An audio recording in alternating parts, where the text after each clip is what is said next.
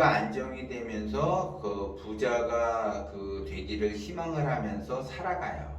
그리고 내가 지금 현재 처지가 어렵고 말 그대로 지하 월세방에 산다. 그런데 나의 꿈과 희망은 부자다. 그래서 그 부자가 되는 방향성으로 내가 열심히 지금 나는 가고 있다. 이런 사람도 있고, 나는 지하 월세방에 사는데 아무리 노력을 해도 비전도 안 보이고 맨날 그 돈으로 인해서 허덕이고 그냥 말 그대로 잠자기가 무섭게 근심 걱정하면서 돈 걱정하면서 그 다음날 또 눈을 뜨게 되면은 또 돈 걱정을 해야지 되는 그러한 삶을 살아가는 사람도 있대라는 거죠. 그래서 기본적으로 내가 돈을 걱정을 하면서 인생을 살아가는 사람, 그런 분들은 특히 지금 뭐 부동산이 많이 올랐다 그러면은 더더욱 심적으로 굉장히 초조한 마음이 들어요.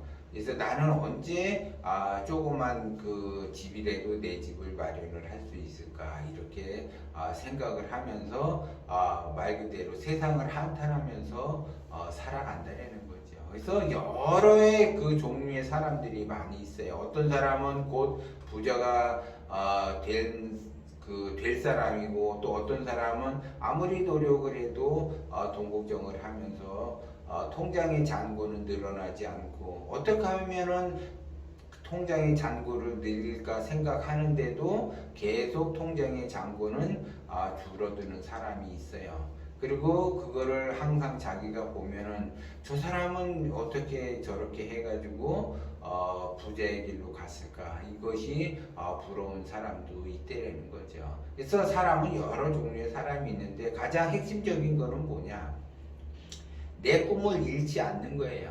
그래서 내가 원하는 방향성으로 내가 가고 있는가, 이것이 더 중요하다는 거죠. 근데 사람들은 예를 들어 이게 마라톤을 뛴다. 그러면 그냥 열심히 그 마라톤을 뛰는 사람이 있고, 마라톤을 뛰다 보니까는 굉장히 힘들어요. 그 힘들고 숨도 차고 이게 고통스러워. 그래서 주저앉아. 그러면서 열심히 뛰어가는 사람들을 보면서 좋겠다, 부럽다, 이렇게 이야기를 하는 거죠. 그 열심히 뛰어가는 사람도 숨차고 굉장히 힘든 건 나하고 똑같은데, 나는 그거를 참지 못하고 뛰지 못하고 주저앉은 거고, 그 사람들은 참아가면서 계속 뛰어간다는 거죠. 그 뛰어가는 사람들을 내가 바라보면서 인생을 살아간다라고 하게 되면 그 시점부터 고통의 그 나날을 보낼 수밖에 없어요. 그런데 내가 한 단계 한 단계 통장의 잔고가 조금씩 늘어나면서 한 단계 한 단계 이렇게 올라간다라고 하게 되면 그 올라가는 그 인생 자체가 달라지게 되고, 또 올라가는 그 인생 자체가 달라지다 보니까는 꿈에 한 발자국 한 발자국 한 발자국 더 가까이 갈 수가 있는 거예요. 그래서 자기 자신은 그렇게 노력을 해도 안 되는 것은 왜 그런가? 결국은 여러분들이 잘 아는 부동산 때문이라는 거죠.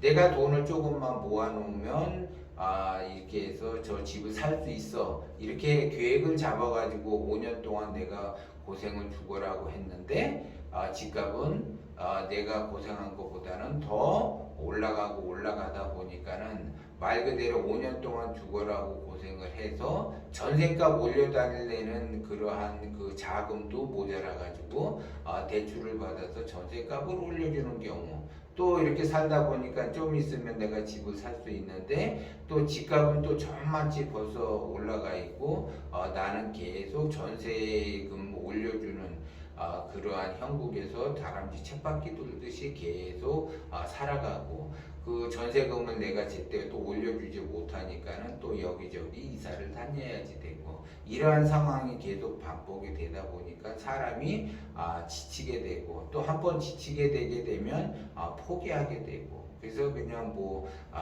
나는 내 복은 이거밖에 안 되는 거구나, 그래서 이렇게 자기 인생을 더 펼쳐갈 수가 없게끔 자기 스스로가 만든다는 거죠. 지금 이제 유튜브나 이제 뭐 언론이나 이런 거를 보게 되면은 그 유튜버들이 말하는 부동산이 폭락한다라는 그 폭락론자가 있고 폭등한다라는 폭등론자가 있어요. 그러니까 부동산이 올라간다, 부동산이 내려간다. 그래서 각자의 그 유튜버들이 그 조회수를 늘리기 위해서 엄청나게 별의별 그 내용을 플러스를 시켜가면서 이야기를 해요. 특히 폭락론자들은 이렇게 해서 폭락을 한다. 앞으로 이제 부동산의 시대는 끝났다. 부동산은 이제 앞으로 떨어질만 남았지 오를 일은 없다. 이러면서 이것저것 다 이렇게 살을 붙여가지고 이야기를 해요. 그래서 내 집 마련이 지금 여태까지 힘들게 살아온 사람들은 그거를 보고 희망을 얻어요. 집값이 곧 폭락을 하니까 안주를 하죠. 그래서 내가 조금 더 이렇게 해가지고 집값이 폭락을 하면 그때 사야지 되겠다. 그리고 내가 지금 집을 갖고 있지 않는다라고 하게 되면 폭락을 한다라는 그 폭락론자의 그 말을 듣고서 집값이 좀 많이 떨어졌으면 좋겠다. 그래서 집산 사람들 좀 골탕 좀 먹어라 이런 심보로 그 유튜브를 보면서 위안을 삼고 또 말 그대로 그 유튜브처럼 되게 되면 힐링이 되는 거고 나는 집이 없으니까 나는 상관이 없어. 집값이 폭락되기를 바라는 마음에서 그거를 위로차 그 힐링차 그걸 본대라는 거죠. 그런데 집값은 앞으로는 폭등할 일도 없고 폭락할 일도 없어요. 아직은 그 폭락이라고 하는 거는 앞으로 2년 뒤에 폭락을 하겠죠. 근데 폭락도 그냥 완전히 폭락하는 것이 아니라 서서히 떨어지게 돼요. 그래서 집값이라는 것은 서서히 올라가고 서서히 떨어지게 돼요. 그래서 폭등론자들은 폭등을 한다. 그래서 2020년에는 어마어마하게 폭등을 했죠. 그것처럼 그렇게 폭등을 하느냐? 그런 사례는 없어요, 이제 앞으로. 그렇기 때문에, 집을 산다. 그러면 이제 이게 폭등하기를 바란다. 그런 일은 없다라는 거죠. 이제는 서서히 2년까지는 버팅길 수 있게끔 이렇게 서서히 올라가게 돼요. 그래서 그 2년 뒤에 서서히 올라간 것들이 폭락을 한다가 아니라 가격이 좀 많이 빠지게 돼요. 그때서부터. 그러면 언제까지 빠지느냐 그 가격이 10년 동안 빠질 수가 있다라는 거죠. 그래서 여기에서 조심을 해야지 돼요. 여러분들이. 내가 집을 사겠다, 팔겠다. 그러면 언제 팔아야지 되고 언제 사야지 되는가. 그리고 앞으로 내가 뒤에는 10년 동안 집값이 빠진다라고 했을 때 그냥 빠지는구나 이렇게 보면 안 되고 지금부터라도 내가 통장의 잔고를 늘려놔야지 집값이 쭉 빠졌을 때 내가 그 집을 살 수가 있는 거예요. 근데 집은 쭉 빠졌는데 내가 통장의 잔고가 늘어나지 않는다라고 하게 되면 그 집을 살 수가 없는 거죠. 그러면 또 그 집이 계속 또 떨어지느냐 그거는 아니죠. 또 다시 올라간다라는 거죠.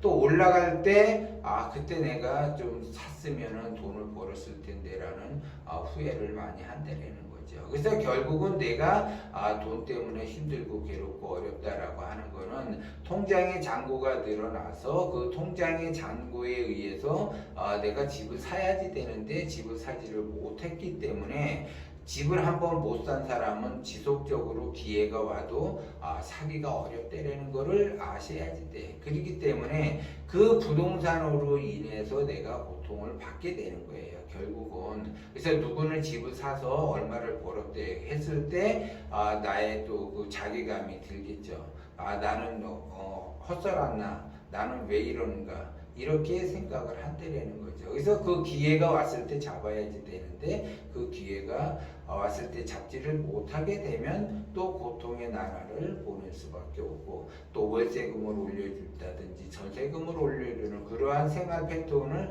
반복적으로 할 수밖에 없다는 거죠. 그래서 내가 제때 또 전세를 올려주지 못하고 월세를 올려주지 못하면은 내가 또 다른 데로 이사를 가야지 돼요. 그래서 그 이사를 간다.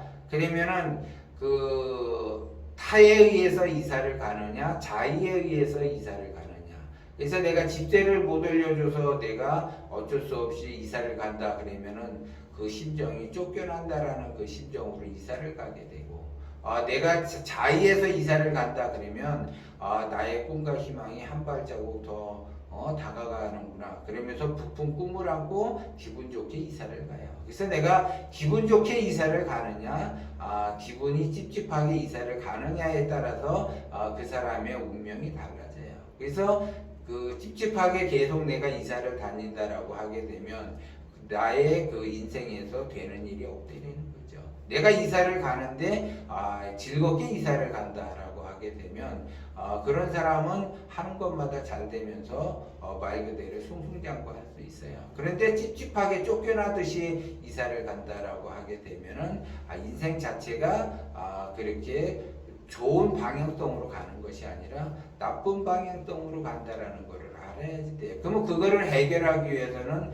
한 가지 통장의 잔고가 계속 늘어나도록 내가 행동을 해야지 되고, 그 늘어나도록 행동을 하지 못하게 되면 거기에 따른 책임을 지는 거예요. 그래서 거기에 책임에 따라서 내가 이사를 가게 되고, 그 이사를 가는데 기분 좋게 가게 되면은 나의 운명은 더 좋아지는 거고, 찝찝하게 이사를 가고 쫓겨나듯이 그렇게 이사를 간다라고 하게 되면 내 운명 자체는 내 스스로가 안 좋게 만들어가고 있다라는 거를 여러분들이 알아야지 돼요. 그래서 집값이 올라간다 내려간다는 중요하지 않고, 언제 집값이 올라가서 내가 어떻게 대처를 하고 언제 집값이 떨어져서 내가 어떻게 대처하느냐가 더 중요하다라는 사실을 여러분들은 명심을 하셔야지 돼요.